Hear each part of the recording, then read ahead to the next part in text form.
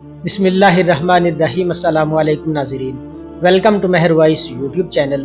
دوستو، کہا جاتا ہے کہ سیدنا عمر فاروق رضی اللہ تعالی عنہ ایمان لانے سے پہلے بالکل نوجوانی کی کیفیت تھی، تب قافلے کے ساتھ ایک دفعہ ملک شام کا سفر کیا۔ بیت المقدس بھی گئے، قافلے اکٹھے چلتے تھے۔ ایک جگہ قافلے سے بچھڑ گئے تو فلسطین میں مسجد اقصیٰ کے ساتھ ایک جگہ ٹیک لگا کر بیٹھ گئے اور اپنے قافلے کی تلاش میں ہیں۔ اسی وقت ایک نوجوان آتا ہے، حضرت عمر کے سامنے ٹھہرتا ہے۔ اس کے ساتھ ایک دو بندے بھی ہیں۔ وہ تھوڑا نظارہ دیکھتا ہے، نین نقش کو دیکھتا ہے، غور کر کے پوچھتا ہے کہ آپ خطاب کے بیٹے ہیں نا؟ آپ عمر ہیں نا؟ حضرت عمر رضی اللہ تعالی عنہ حیران رہ گئے۔ میں مکہ مکرمہ کا باسی اور یہ اتنی دور مسجد اقصیٰ فلسطین بیت المقدس جہاں تہذیب و تمدن اور ثقافت بھی بدل جاتی ہے، یہ مجھے کیسے پہچانتا ہے؟ کہا، جی ہاں، میں خطاب کا بیٹا عمر ہوں۔ نوجوان کہنے لگا، میری مہمانی قبول کرو گے؟ حضرت عمر فرمانے لگے، آپ کیا مہمانی کی بات کر رہے ہیں؟ میں اپنی پریشانی میں بیٹھا ہوں، میرا قافلہ مجھ سے بچھڑ گیا ہے، میں اپنے قافلے سے دور ہو چکا ہوں، میں نے اپنے قافلے کے پاس پہنچنا ہے۔ نوجوان نے کہا، میرے پاس ابلک نسل کا بہترین اور تیز ترین سری گھوڑا ہے، تمہیں اس گھوڑے پہ بٹھا کے چھوڑ آؤں گا، لیکن اس شرط پر کہ میری دعوت قبول کرو گے۔ ٹھیک ہے بھائی، اب تیری دعوت ہی قبول کرنی ہے تو ٹھیک ہے، چلے۔ گھر پہنچے، دعوت ہو گئی، کھانا کھلایا۔ اس کے بعد جو اس زمانے کی دستاویز لکھی جاتی تھی وہ اٹھا کے لایا اور کہا، یہاں ایک بات تو لکھ دو، جب تو اس علاقے کا حکمران بنے گا تو میری زمین پر ٹیکس نہیں لگائے گا۔ حضرت عمر فرمانے لگے، کیا مذاق کرتا ہے؟ میں خطاب کا بیٹا اونٹ چراتا ہوں، کوئی اونٹ چرانے میں اونٹ رہ جائے تو وہ تھپڑ مارتے ہیں، تو نے کیسے اونٹ چرائے ہیں؟ تجھے اونٹ چرانے نہیں آتے؟ میرے ساتھ مذاق کر رہا ہے بھائی؟ وہ گھوڑا نکال اور مجھے اپنے قافلے میں چھوڑا۔ وہ نوجوان کہنے لگا، اچھا مذاق میں ہی لکھ دو۔ حضرت عمر تھوڑا حیران ہوئے کہ کس جنجال میں مجھے ڈالا، جان چھڑانے کے لیے لکھ دیا۔ اس نے بڑے طریقے سے بند کیا اور بڑی حفاظت سے رکھا اور کہا، چل۔ گھوڑا نکالا اور اپنے گھوڑے پر بٹھایا اور تیز ترین گھوڑا بگاتے ہوئے ایک منزل پہ جا کے اس نشانی والے قافلے تک پہنچا دیا تو حضرت عمر پہنچ گئے۔ بات آئی اور گئی۔ حضرت ابوبکر کے بعد حضرت عمر امیر المؤمنین بنتے ہیں۔ 22 لاکھ مربع میل پر اسلامی پرچم لہرا رہا ہے، لیکن بیت المقدس کا فتح ہونا ابھی باقی ہے۔ بیت المقدس فوجیں پہنچی ہیں تو جنگ کرنے کی بجائے وہاں کے پادریوں نے کہا کہ اگر لڑائی کی بجائے امن میں ہم ایک دوسرے کو کچھ سمجھ اور سمجھا لیں۔ کہا، جی بہت اچھا، ہم تو لڑائی سے پہلے ہی بات کو سمجھنے اور سمجھانے کی بات کرتے ہیں۔ پادریوں نے کہا، ٹھیک ہے، پھر ہماری شرط ہے، ہم بغیر کسی جنگ کے اس مسجد کی چابیاں آپ کے حوالے کریں گے اگر تمہارا حکمران وقت ہمارے پاس آ کر ہمارے سوالات کا جواب دے۔ وقتی طور پر جنگ بندی ہو گئی۔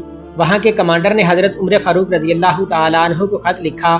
حضرت عمر فاروق رضی اللہ تعالی عنہ اپنے غلام اسلم کو ساتھ لے کر چل پڑے اور یہ بات طے ہو گئی کہ اتنے کلومیٹر سے اتنے کلومیٹر تک کا سفر میں نے کرنا ہے، آپ نے مہار پکڑنی ہے، پھر میں نے مہار پکڑنی ہے اور آپ نے سواری کرنی ہے۔ ایسے ہی معاملہ چلا حتیٰ کہ وہاں پہنچے۔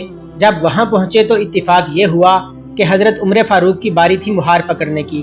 غلام نے کہا، حضرت ادھر تو میری بات مان لیں، مجھے نیچے آنے دیں، سامنے وہ لوگ ہوں گے، آپ اوپر آ جائیں۔ لیکن حضرت عمر فاروق رضی اللہ تعالی عنہ نے فرمایا کہ انصاف انصاف ہوتا ہے، آپ اوپر بیٹھ جاؤ۔ پادری دوڑتے ہوئے آئے۔ غلام نے کہا، امیر المؤمنین یہ ہے۔ پادریوں نے کہا، چلو جی، ایک نشانی تو پوری ہو گئی۔ آخر میں بغیر جنگ کے چابیاں حوالے کر دی، فتح ہو گئی۔ حضرت عمر فاروق رضی اللہ تعالی عنہ اس جگہ بیٹھ کر سوچ رہے تھے، یہاں پہلے بھی کئی بار آیا ہوں اور اسی دیوار سے اتفاقاً ٹیک لگائی تھی جہاں ایک زمانے میں یہ واقعہ پیش آیا تھا۔ دیکھا کہ کچھ بندوق کے کندھوں کے سہارے ایک بوڑھا آ رہا ہے اور آتے ہوئے حضرت عمر کے سامنے یوں ٹھہرتا ہے جیسے اس وقت ٹھہرا تھا۔ ابھی نظروں میں اندر دماغ میں بات چل رہی ہے کہ ایک دوسرے کو کہیں دیکھا ہے، ایک دوسرے سے کہیں جان پہچان ہوئی ہے، کوئی شناسائی ہے۔ وہ شخص وہی سوال کرتا ہے، آپ عمر ہیں نا؟ یہ آواز بھی عمر رضی اللہ تعالی عنہ کے ذہن میں کسی زمانے میں گونجی تھی۔ آپ خطاب کے بیٹے ہیں نا؟ حضرت عمر رضی اللہ تعالی عنہ فرمانے لگے، ہاں میں خطاب کا بیٹا عمر ہوں۔ وہ شخص وہی دستاویزات سامنے رکھ دیتا ہے جو اس زمانے کی تھی۔ حضرت عمر رضی اللہ تعالی عنہ نے اللہ اکبر کہا، لوگوں کے درمیان دن بدلتے رہتے ہیں، وہ معاملہ تو مذاق کا تھا، جان چھڑانی تھی، لکھ دو، جان چھوٹی۔ اب تو عمر کا انصاف چلے گا، اس کے کوڑے پہ مدینے کی زمین کا زلزلہ رکتا ہے، یہ کیسے ناانصافی کرے گا؟ اور جس کی آواز ساریہ رضی اللہ تعالیٰ عنہ تک ہوا لے جاتی ہے، جس کے ایک خط پر دریائے نیل چلتا ہے اور قیامت تک چلتا رہے گا، جس کی چادر کے ڈر سے ہیرا کی آگ بجھ جاتی ہے، یہاں ناانصافی کا تصور، اور وہ کہہ رہا ہے وعدہ پورا کرو۔ صحابہ کرام کی مجلس شورا میں بات رکھی گئی تو کہا گیا امیر المؤمنین وعدے کو وفا کیا جائے۔ ادھر وعدے کی وفا کی بات ہوئی اور ادھر بوڑھا جیسے انتظار میں ہو کہا جی مجھے کلمہ پڑھا لیں اور یہ ساری زمین جو آپ نے میرے لیے معاف کی ہے یہ اسلام کے حوالے کرتا ہوں۔ حضرت عمر نے کہا بڑے میاں معاملہ کیا تھا، یہ سب تو نے کیسے کہا تھا؟ بوڑھے نے کہا میں نے انجیل و تورات کو پڑھا ہوا ہے، تورات و انجیل میں رب نے بتایا آخری نبی صلی اللہ علیہ وآلہ وسلم آئیں گے، وہ ایسے ہوں گے اور ان کے ساتھی ایسے ایسے ہوں گے۔ وہاں سے پڑھ چکا تھا، اچانک یہاں سے گزرا، اپنے کام پہ، جوانی کی زندگی تھی، آپ کو دیکھا تو حیران ہو گیا کہ جو شکلیں میں نے کتابوں میں پڑھی ہیں وہ یہاں نظر آ رہی ہیں، تو لکھوا لیا آپ سے۔ آج میں نے دیکھ لیا، آپ کا انصاف بھی دیکھ لیا، اسی لیے جو ہمارے پیغمبر ہم سے اپنی کتابوں میں وعدہ کر گئے ہیں آج ہم ان پہ عمل پیرا ہو رہے ہیں۔ میرے دوستو، ان صحابہ کے چہروں میں رب نے یوں ایمانی نشانیاں رکھی تھیں، سبحان اللہ العظیم۔